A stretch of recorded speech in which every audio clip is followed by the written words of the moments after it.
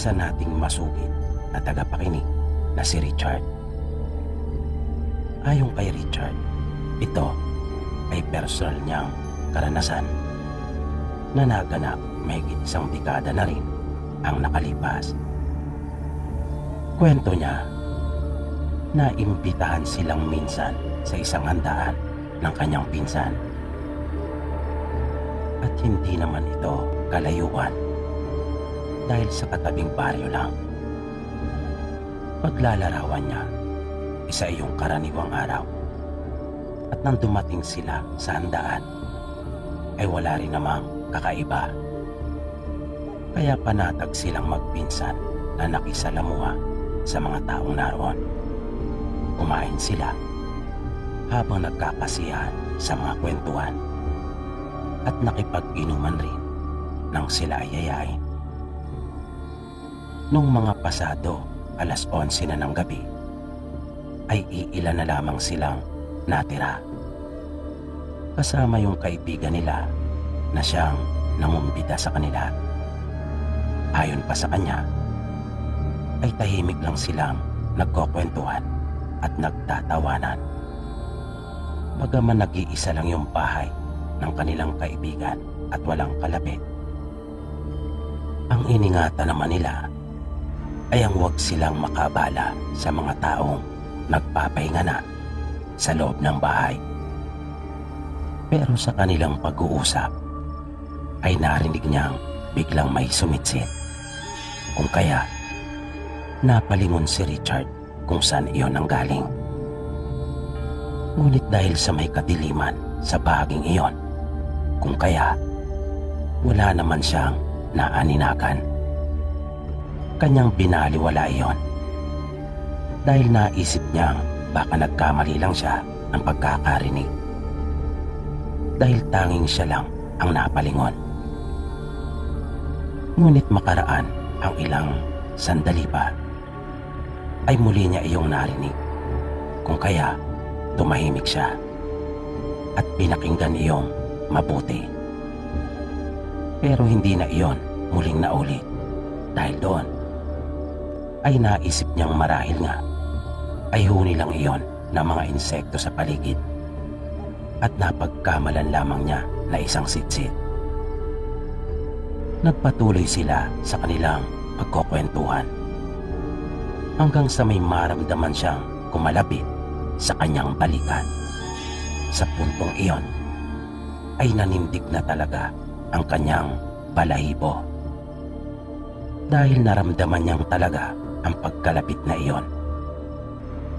Simula noon ay hindi na siya mapakali at parang gusto na nga niyang magyayang pumasok sa loob ng bahay. Makaraan ang may kalahating oras ay nagyaya na ang kanyang pinsan na umuwi, na ikinagulat pa nga iyon ni Richard. Sabi niya sa kanyang pinsan, baka pwede raw na bukas na sila umuwi at makiusap na lang sa kanilang kaibigan na doon na makitulog. Pero tumanggi ang kanyang pinsan. Sabi nito, hindi siya nakapagpaalam at inaasahan ng kanyang mga magulang na siya ay uuwi. Dahil doon ay wala nang nagawa pa si Richard. Hindi naman niya kasi masabi sa pinsan yung totoong dahilan kung bakit ayaw niyang umuwi. Baka kasi pagtawanan lang siya nito. At nang inumin ng kanilang kaibigan ang huling tagay, ay nagpaalam na rin sila. Binuksan ng pinsan ni Richard ang dala nitong flashlight at lumakad na sila. Kwento niya, napakadilim noong mga oras na iyon. At ang tangi lang nilang nakikita ay yung tinatamaan ng liwanag ng flashlight. At habang naglalakad sila, ay hindi maaalis sa isipan ni Richard yung nangyari kanina. Kaya naroon pa rin yung matinding kaba. Nang may mga magsasampung minuto na silang naglalakad, ay bigla na lang may naramdaman silang mabilis na dumaan sa kanilang gilid. Pero nang ilawan iyon ng kanyang pinsan, ay wala naman silang nakita. Halos ayaw ng iakbang pa ni Richard yung kanyang mga paa dahil sa takot. At napansin na iyon ng kanyang pinsan. Kaya natawa ito at sinabing baka bayawak lang yung dumaan. Biniro pa siya nito at sinabing iwasan umano ang madalas na pag-inom ng kape. At nagpatuloy ito sa paglakad. Kaya sumunod na rin si Richard. Gusto na niya sanang sabihin sa pinsan yung masama niyang nararamdaman kanina pa. Pero dahil nga sa alaskador ito, ay baka asarin lang siya at hindi maniwala. Hanggang sa bigla itong tumigil sa kanyang paglalakad. Dahilan para mabangga pa ito ni Richard. Magtatanong pa sana si Richard sa kanyang pinsan kung bakit ito biglang huminto. Nang makita niya sa unahan ang isang taong nakaupo na ang paraan ay nakakatulad ng sapalaka at nanlilisik ang mga mata nitong nakatingin sa kanila. Dahil doon ay tumakbo na silang magpinsan pabalik. Walang puknat ang ginawa nilang pagsigaw na humihingi ng tulong. Kwento pa ni Richard ay nagkabigtas-bigtas yung kanilang mga tsinelas sa kakatakbo na yung isang paa niya ay lumusot sa kaparehas ng kanyang tsinelas at naroon na sa kanyang binti na kasuot. At muntik pa umano silang madapa at masubsob nang di sinasadyang magtama ang kanilang mga paa. Hindi sila tumigil na magpinsan hanggang sa makarinig sila ng mga boses. Narinig pala sila ng kanilang kaibigan at mga kainuman, kung kaya nagsipuntahan ng mga ito at tutulungan sila. Nang makaharap nila sila ay doon pa lamang silang tumigil na magpinsan. Hinanap ng kanilang kaibigan at mga kasama nito yung sinasabi nilang aswang, ngunit hindi na nila ito nakita pa. Magkakasabay na silang umuwi sa bahay ng kanilang kaibigan at doon na muna nakitulog. Pero bago iyon ay ipinakwento sa kanilang magpinsan yung buong nangyari. Nasabi ni Richard, yung kanilang nakita ay isang lalaking payat ang pangangatawan. Mahaba ang buhok nito ngunit manipis. Naayon pa nga sa kanya ay malapad ang noo nito at wala gaanong buhok sa parting iyon. At ang nasabing lalaki ay walang anumang suot na damit.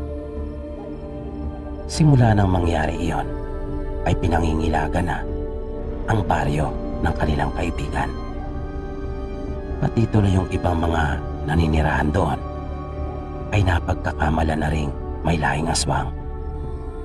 Pero sa tingin nila Richard ay hindi talaga taga roon sa baryo na iyon yung aswang na tumambang sa kanila nung gabing iyon. Paniwala nila ay taga ibang lugar ito. At hindi pa dyan natapos yung mga nakakatakot na karanasan ni Richard. Nang minsang dumalo naman sila ng kasal ng isa rin niyang pinsan, matapos siyang mapili na maging isa sa mga abay, ay may naranasan din siyang nakakatakot na pangyayari.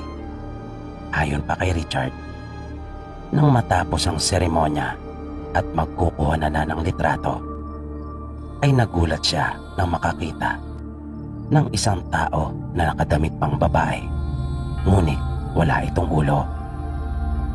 At naroon ito sa tabi ng babaeng ikinasal. Sabi ni Richard, ay natulala na lamang siya at hindi talaga nakagalaw dahil sa biglaang pagsulpot ng babaeng iyon, na nang magpalit ng mga taong kukuhanan ng litrato ay bigla din iyong naglaho. Pagpapatuloy pa ni Richard, nang minsan namang magpunta sila sa lamay ng isang kamag-anak na namatay, ay may naranasan din siyang kababalagan. Maghahating gabi na umano iyon at halos sila-sila na lang ang naroroon. Nang maisipan niyang sumilip na muna sa ataol. Dahil sa hindi niya nagawang sumilip nang sila ay dumating. Nang lalapit na siya sa ataol, ay naramdaman niya talaga ang malamig na hangin na parang sumalubong sa kanya. Kaya biglang nagtayuan ang mga balahibo niya sa katawan. Pero pinaglabanan niya iyon at binaliwala. Nang nasa tabi na siya ng ataol, ay kanyang pinagmasdan ang kanilang kamag-anak. Ngunit bigla siyang napatras at napabulalas ng malakas. Nang makita niyang bigla itong dumilat. Dahil doon, ay natawag ang pansin ng iba pa nilang mga kaanak na naroon. Ang pinsan niyang si Ronnie ay nilapitan pa siya at tinanong kung bakit at kung ano ang nangyari. Kanya namang sinabi sa mahinang tinig at sabay pa silang sumilip na muli. Ngunit nakapagtatakang nakapikit na yung bangkay. Sabi ng pinsan niya ay baka naman guni-guni lang niya iyon. Pero pinanindigan ni Richard na totoong nakita niya na bigla iyong dumilat. Nung mga madaling araw naman ay napagkasunduan nilang magpipinsan na maglaro na lang ng baraha bilang pampalipas oras. Habang naglalaro sila at bumabahig siya ng kanyang baraha, ay biglang napansin niya na may lumapit sa kanya. Nakita niya pa nga ang kamay nito at braso na nasa kanyang gilid. Pero dahil sa abala siya at nakatuon ang kanyang pansin sa ginagawa niyang pagkaayos ng kanyang baraha, ay hindi niya iyon masyadong binigyan ng pansin o inalaman lang kung sino. Basta ang nasa isip niya ay isa rin ito marahil sa mga naroon na nakikipaglamay at marahil ay gustong manood ng kanilang paglalaro. Nang matapos na siya mag-ayos ng kanyang baraha, ay doon pa lamang niya nagawang mapasulya sa katabi upang alamin kung sino ba ito. At bigla na lamang siya nagtaka nang wala na siyang nakita. Bigla na lamang itong nawala na parang bula. Pakiramdam niya ay nangapal talaga ang kanyang ulo at muka na para bang namanhid. Di nagtagal ay narinig niya ang isang pinsan na tinatawag siya at pinapatihaya na ang kanyang baraha. Kaya nabaling ang kanyang atensyon sa pinsan at ginawa ang iniuutos nito. Nang hindi na niya matiis yung kanyang mga nararanasan, ay sinubukan niyang kausapin ang kanilang lola na naroon din sa lamay. Ipinagtapat niyang lahat ang mga kababalagang kanyang nararanasan. Sabi ng matanda, mahina umano ang kanyang loob, kung kaya siyang napipiling paglaruan ng dyablo. Pagkat ito umano ang gumagawa ng mga bagay na iyon, na ginagaya lang nito ang wangis ng mga mahal natin sa buhay na namayapa na. Kaya payo ng kanyang lola, siya ay maging mapanalanginin at sumampalataya. At matapos silang makapag-usap, ay kanya agad isinagawa ang pananalangin. Nang sumapit naman ang araw ng libing ng kanilang kaanak, ay nakipaglibing din ang buong pamilya nila Richard. At nang idaan sa simbahan ang labi ng kanilang yumao, ay may napansin kagad siya. Kaya mabilis niyang nilapitan ang pinsang si Ronnie at pasimple niya itong kinausap. Itinuro pa niya dito ang kanyang nakita. Kapwa sila kinilabutan at kinabahan pagkat nakita nila ang isang lalaki na tahimik na nakamasid sa may gilid ng simbahan at nakakahawig nito yung aswang na tumambang sa kanila. Wala itong kakurap-kurap na nakatitig mabuti habang ipinapasok ang ataol sa loob ng simbahan.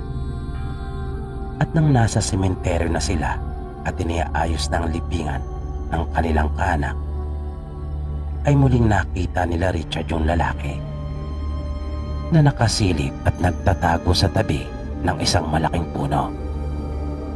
Kaya nagtaka talaga sila sa kung bakit iyon naroroon. Napaisip sila sa kung ano ang talagang pakay nito. Naging malinaw lamang sa kanila ang lahat nang makarating sa kanilang balita makalipas ang ilang araw na pinakialaman umano at binuksan ang nicho ng kanilang kaanak at nawawala yung labi nito. Dahil sa pangyayaring iyon ay marami ang mga naging haka-haka at nabuong kwento ng mga tao. Sabi ng iba ay maaring ipinagbili umano ang bangkay. Ang ilan naman ay naniniwalang yung mga kaaway nito ang gumawa noon pagkat may malaking galit dito. Pero kung kami ang tatanungin ng pinsang ko, ay masasabi kong maaaring may kinalaman yung aswang sa pagkakawala ng bangkay.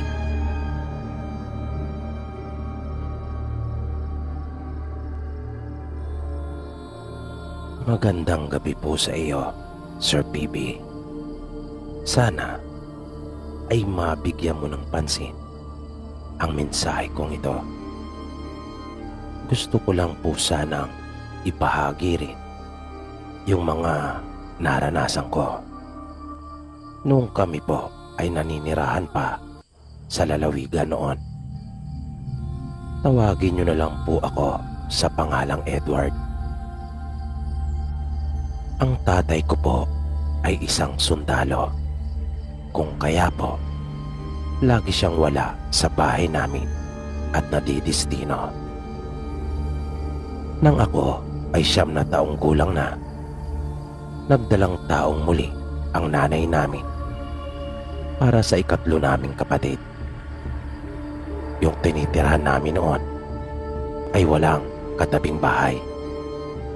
Mga mahigit 100 metro ang layo noong pinaka malapit naming kapitbahay at may maliit silang tindahan.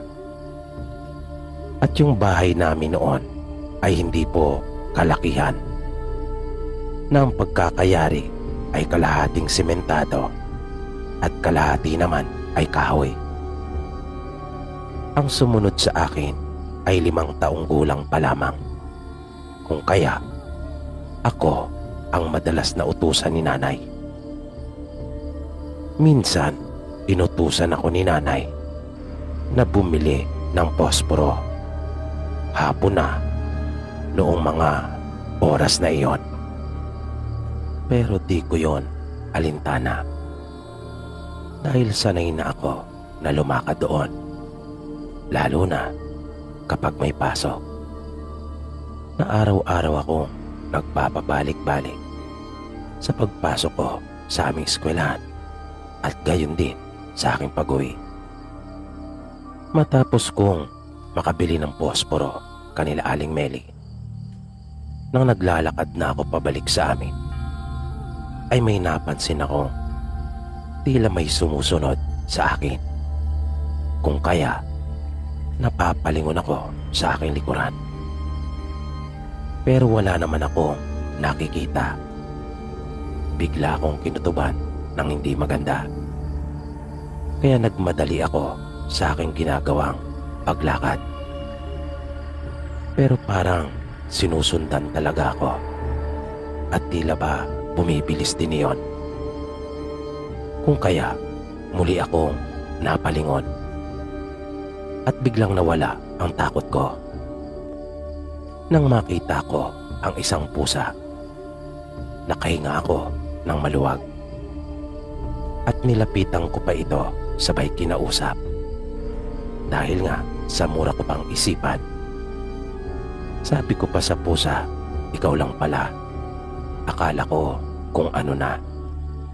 At akin pa iyong hinihimas-himas. Tanong ko pa, gusto mo bang sumama sa akin?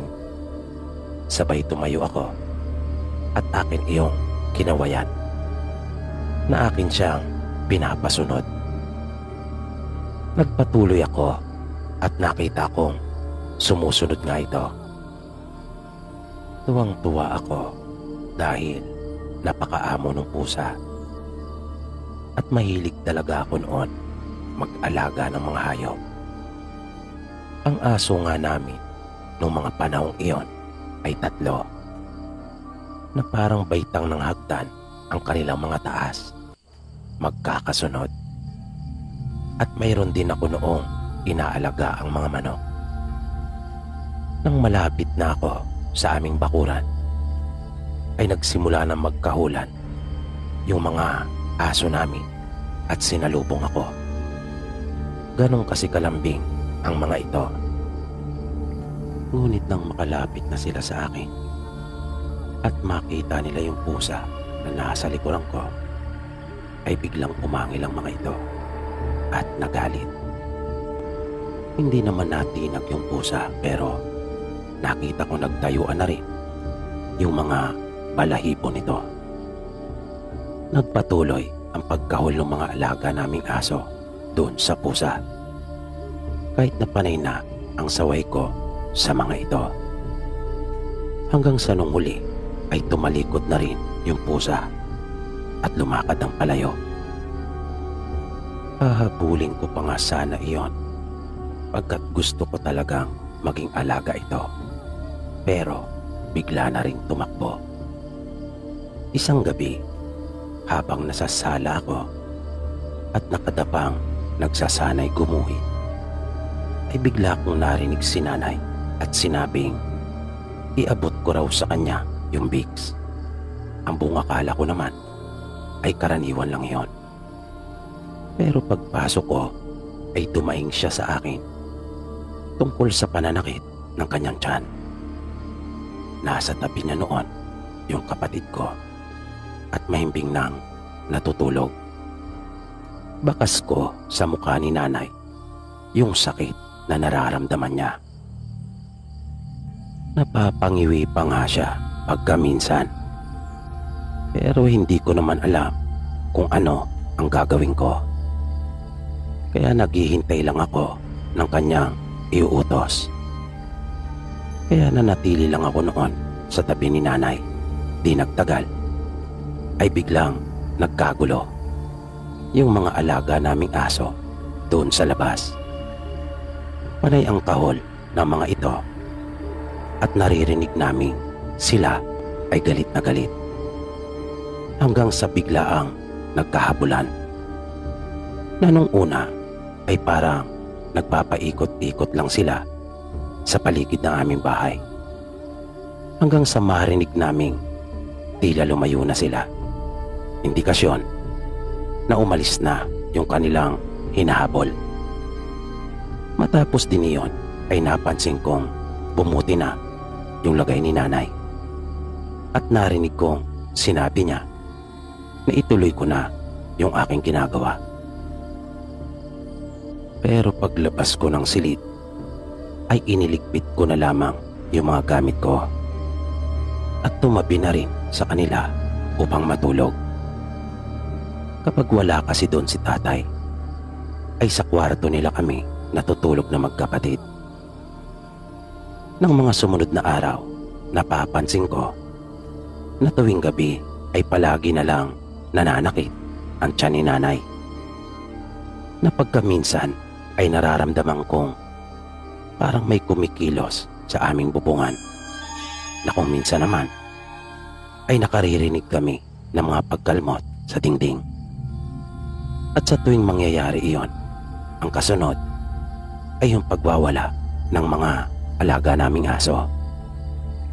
At pag nagkaroon na ng habulan, ay napapansin ko rin na humuhupa yung pananakit ng tiyan ni nanay hanggang sa tuluyan ng mawala. Pero minsan, nang maulit yung mga ganong pangyayari, nang nasa punto na silang naghahabulan, ay narinig kong tila nasaktan yung isa naming aso. Kung kaya, nag-alala ako kung ano kaya ang nangyari. At nang sumunod na araw ng usisain ko, ay nakita kong may sugat ito sa isa niyang paa. sa may bandang hita. Kinabahan ako at nagtaka kung ano kaya ang umatake at gumawa noon sa alaga namin. At dahil sa ayaw kong mag-alala ang aming ina, kung kaya hindi ko na iyon ipinaalam pa sa kanya. Wala akong sinabi na kahit ano tungkol doon.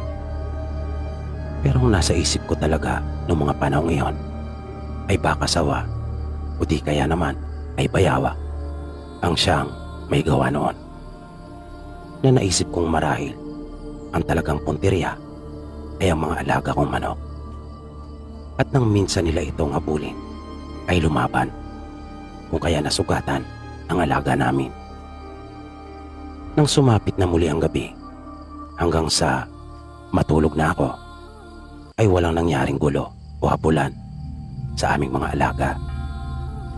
Pero nung mga maghahating gabi na, narinig ko yung mga aso namin na kumahol. At nung uli ay may inaangilan sila.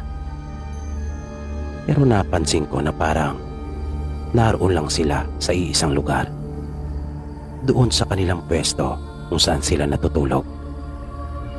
Na para bang bagaman kumakaol sila at ipinapakita yung kanilang galit sa kung anuman yung kanilang nakikita, ay tila atubili naman silang sugurin pa yung muli, na sa palagay ko ay parang natatakot din sila. Maya-maya napalingon ako sa nanay namin nang magsimula itong maging hindi komportable, na tila ba init na init siya at panay ang baling niya sa magkabila.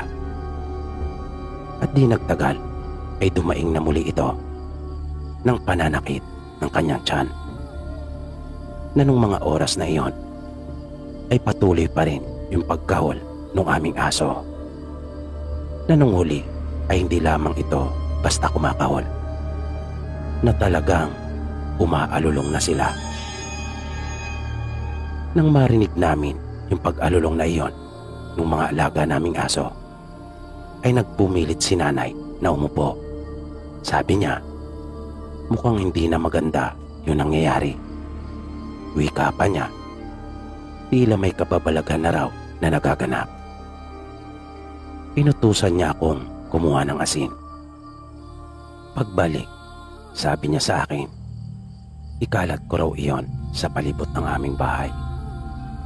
At narinig ko si nanay na paulit-ulit na pinigkas yung mga katagang puwera aswang. Kaya nakaramdam akong bigla ng takot at bumalik na kaagad sa silid. Minadali ko yung pagbubudbud ng asin, pero nagawa ko namang malagyan paikot ang aming bahay.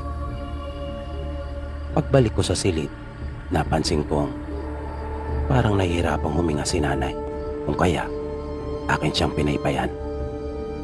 Na nung mga pagkakataong iyon, ang paulit-ulit na niyang binibigkas ay ang mga kataga namang Diyos ko. At naririnig kong nanginginig talaga pati ang kanyang tinig. Kaya naisip kong hindi talaga biro ang kinakaharap namin noong mga sandaling iyon.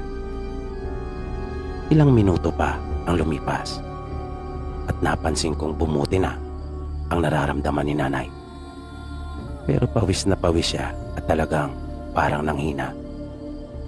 At doon pa lang rin tumigil yung ingay na nililika ng aming mga alagang aso. Hindi na ako halos nakatulog noon dahil sa takot. Dahil nga sa narinig ko mismo sa nanay namin na may aswang. Kinaumagahan, nagulat ako nang pakakainin ko na yung mga alaga kong manok. At nakita kong wala na sa kulungan, na ang iba sa mga ito ay nakita kong nagkalat sa lupa ang mga bahagi ng katawan. Nagkalat din yung kanilang mga balahibo at dugo. Kaya nalungkot ako at nakaramdam talaga ng galit, na noong ko lang yata naramdaman yung ganon. Naisip kong ang alaga kong manok ang siyang pinagbalingan ng aswang. Kinagabihan noon, habang kumakain kami, ay bigla na lamang nagkahulang muli yung mga alaga naming aso.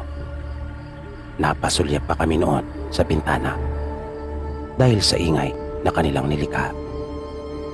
Pero hindi namin iyon masyadong pinansin, lalo pa at wala namang dinadaing si nanay na wala siyang nararamdamang kakaiba. Kung kaya, nagpatuloy lang kami sa pagkain. Hanggang sa bigla akong natuwa nang makita kong muli yung pusa na sumampa sa pasamano ng bintana nang ako ay tumayo. At nagmamadali kong inilagay yung hawak kong plato sa lababo at nilapitan yung pusa. Aking kinausap iyon na parang tao habang inihimas. Pumasok ito sa bahay at pumesto doon sa ibaba ng aming lutuan. Na nung mga oras na iyon ay nagwawala yung mga alaga naming aso at walang tigil sa kakakaon. Nang tapos na sila nanay kumain, ay sinabi kong ako na ang maghuhugas ng aming mga kinainan para pumasok na sila sa silid dahil napansin kong inaantok na yung nakababata kong kapatid.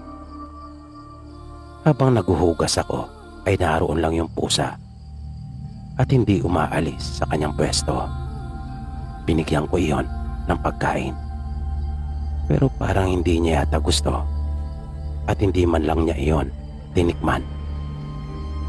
Magdodrawing pa sana muna ako tulad ng nakagawian ko pero parang bigla na rin akong inantok. Kung kaya sumunod na ako kanila nanay sa silid matapos kong isara ang bintana at pinto. Mabilis akong nakatulog noon na para bang antok na antok talaga ako. Naisip kong dala marahil iyon nang hindi ko pagkakatulog ng maayos noong nagdaang gabi. Nang biglang nagising na lang ako nang makarinig ng napakalakas na ingay at kahulan. Napabangon kagad ako. Si nanay ay gising na rin pala noon pero nanatili lang siyang nakahiga. Paglabas ko ay kitang-kita ko ang isang matandang babae na nakasuot ng kulay itim na damit at kagat-kagat ng mga alaga naming aso yung laylayan ng kanyang palda na nagmamadali itong tumakas sa bintana. Pagkaalis ng matanda ay napansin kong nagkalat ang magkahalong tila langis at dugo sa aming sahig.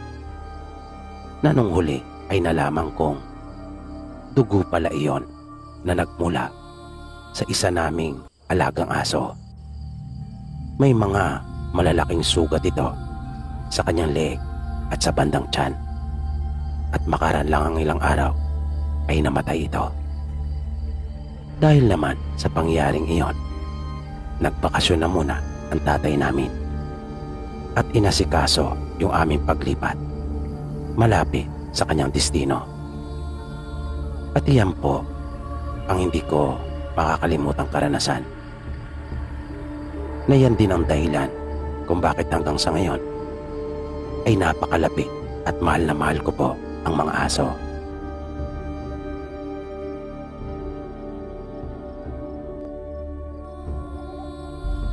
Kumusta po kayo, Sir PB?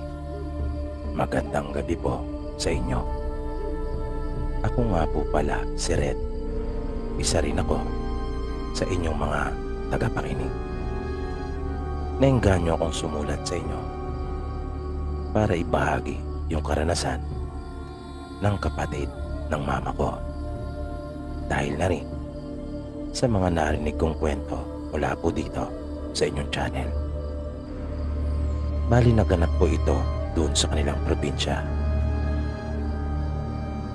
Mayroon po kasing nililigawan noon ang kapatid ni mama na si Tio Narding. At ito ay taga-ibang bayan na may kalayuan po talaga ang lugar ng babae mula sa kanila. Noong mga panahong iyon ay hindi pa gaano uso ang sasakyan doon sa kanilang lalawigan, na kung meron man silang nakikita ay mangilan-ngilan lamang at mabibilang talaga sa daliri. At wala pang mga pampasahero noon, pawang mga pribado lamang, kung hindi naman ay mga truck na ginagamit sa pagdi-deliver ng iba't ibang produkto. Kaya ang tao noon sa kanila ay sanay talaga sa malalayong lakaran, kung minsan naman ay kalabaw o di kaya'y kabayo ang kanilang sinasakyan. At ang kapatid ni Mama ay may inaalagaang kabayo noon. Paalaga ito sa kanya ng kanilang tiyuhin, at iyon ang kanyang ginagamit sa panliligaw. Ayon sa kwento ni Tio Narding, nang minsan siyang magpuntang muli sa bahay ng kanyang nililigawan, ay may nakasabay siya na taga-roon lang at kababaryo ni Mila. Ito yung dalaga na kanyang pinopormahan. Anong huli ay nalaman pa niyang magkababata pa ang mga ito. Nang dumating siya ay hindi naman na nagtagal pa yung lalaki. Umalis din daw ito kagad. Natinanguan lang daw siya nito nang siya ay makita na naninigarilyo sa labas. Gumanti lang naman daw siya ng ngiti dito at kanya pang initian bilang pagpapakita na hindi siya galit. At hindi naman talaga iyon binigyang pansin ni Tio Narding. Sabi pa niya, hindi rin siya nailang o nabahala. Naisip niyang bahala na kung sino sa kanila ang siyang mapipili. Katwiran pa niya, kung hindi ukol ay hindi bubukol, na ang ibig niyang ipakahulugan kung hindi para sa iyo, kahit anong pagsisikap at pagpupumilit mang gawin ay hindi talaga mapapasa iyo. At si Tio Narding, ayon na rin sa paglalarawan ng nanay ko, ay talagang mabait. Pasensyoso ito at napakalawak ng kanyang pangunawa. Pero maprinsipyo talaga itong tao. Pumasok na siya sa bahay at bumati ng isang magandang gabi sa mga naroroon, at nag-usap na sila ng kanyang nililigawan. Nang magpaalam siya ay gabi na. Hindi nga tiyak ang eksaktong oras nung mga sandaling iyon, pero ginabi na talaga siya ng gusto dahil sa napasarap ang kanilang naging pag-uusap. Wala namang problema dahil sa may dala naman siyang flashlight at sanay na rin naman itong lumakad ng gabi. Nang nakaalis na siya sakay ng kanyang kabayo, ay hindi niya pinatakbo ang alaga. Sa halip ay malumanay lang umano ang ginawa niyang pagpapalakad dito. Ayaw niya kasing puwersay nito at baka naman masyado nang mapagod, dahil kanya na itong pinatakbo nung siya ay papunta pa lamang. Pagkukwento pa niya, pasipol-sipol pa siya habang binabay pa yung daan, nang biglang mayroon siyang narinig na sumisingit sa pagitan ng kanyang ginagawang pagsipol. Pero nagpatuloy lang umano siya at hindi nagpahalata. Ngunit medyo hininaan niya ng kaunti yung kanyang pagsipon. Nais niya kasing masiguro kung tama nga ba ang kanyang narinig, dahil parang huni talaga iyon ng aswang. At sa ikalawang pagkakataon ay muli nga niya iyong narinig, At hindi nga siya nagkamali. Uni nga talaga iyon ng aswang. Dahil doon ay naging mas alerto pa siya. Aminado siyang nakaramdam din ng kaunting kaba pero hindi siya nagpadaig sa takot na kanyang naramdaman. At habang nagpapatuloy siya, ay napapansin niyang sumusunod iyon sa kanya. Kaya naisip ni Tio Narding na talagang siya ang pakay nito at hindi basta napadaan lang. Ipinagpatuloy pa rin niya yung kanyang pagsipol habang patuloy na naglalakad yung kanyang kabayo. Patay mali siya lang siya. Pero nakahanda na sa anumang pwedeng mangyari. Nang bigla na lang huminto ang kanyang kabayo at ayaw nang magpatuloy pa. Kahit na anong utos niya dito gamit ang kanyang mga paa, ay ayaw talagang sumunod nito. Bahagya pa nga niya itong hinagupit sa tagiliran upang mapilitang sumunod. Pero ayaw talaga. At sa halip na umabante ay umaatras pa ito. Kaya kinutuban na siya ng hindi maganda. Naalala niyang bigla yung ibinahaging kwento ng kanilang lolo tungkol doon, na kapag ang kabayo ay biglang kumilos ng ganon, ay siguradong mayroong masamang elemento na humaharang sa dinaraanan nito.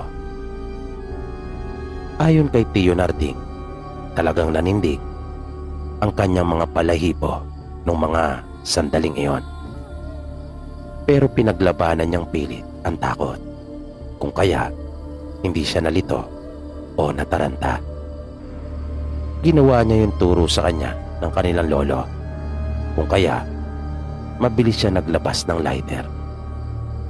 Sinaunang lighter ito na isang sikat na brand ng mga panahong iyon na nilalagyan ng fluid, at ito ay windproof.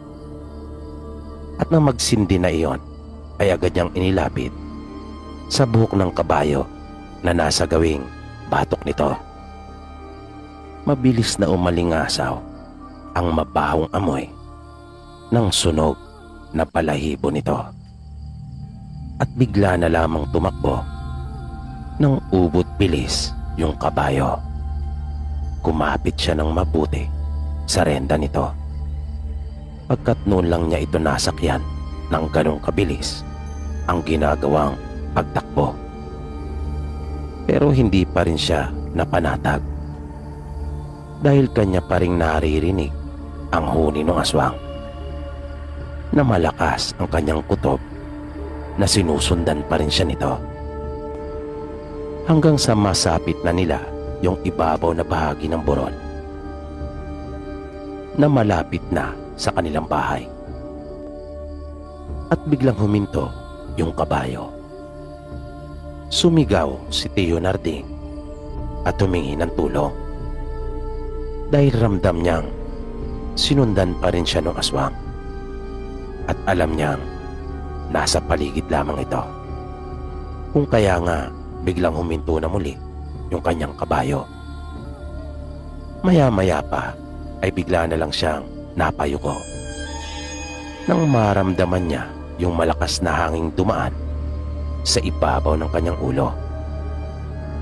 Mabilis na niyang binunot ang kanyang baril na nakasukbit sa kanyang bewang sa harapan at agad iyong pinaputok pa itaas. Umalingaw-ngaw yung malakas na putok noon, kung kaya lalo nang nagmadali ang kanyang mga magulang at kapatid. Kwento pa ni Mama, panay na raw ang sigaw ng kanilang ina at alalang-alala kay Tio Narding. Ang tatay naman daw nila ay hinugot na lang ang itak nito na nakasabit sa dingding at hindi na itinali pa sa bewang kasamang lalagyan nito. Basta kanya na lang daw hinugot iyon dahil sa pagmamadali. Nang malapit na sila kay Tio Narding ay nakita nila itong tila may inaasinta sa itaas na siya ay nakatingala at itinututok ang kanyang baril.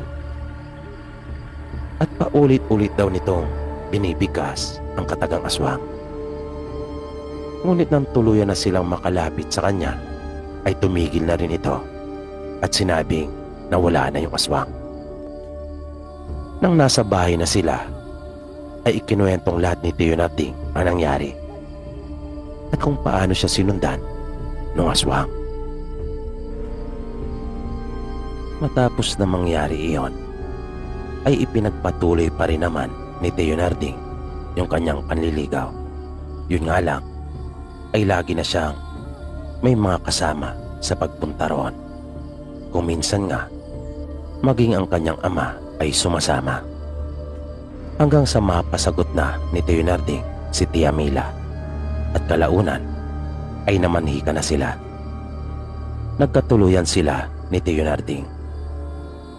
Nung huli ay nalaman nilang yung kababata ni Tia Mila na karibal ni Tio Narding ang tumambang at tumabol sa kanya. Hindi ito tinanggap ni Tia Mila at ng kanyang mga magulang dahil sa kilalang aswang ang angkan nito doon sa kanilang lugar. Dahil naman doon ay sinisinimando ang kanyang ina, bunga ng kanyang pagkakabigo na mapaibig si Tia Mila. Dahil ang kanilang ina umano ang dahilan ng kanilang pagiging aswang. At dahil doon, kung kaya lahat ng kanyang ligawan ay hindi siya tinatanggap. Si Mando ang siyang naging karibal noon ni Tio Narding. At ito rin yung pinaniniwalaan nilang aswang na nanambang at tumabol sa kanya.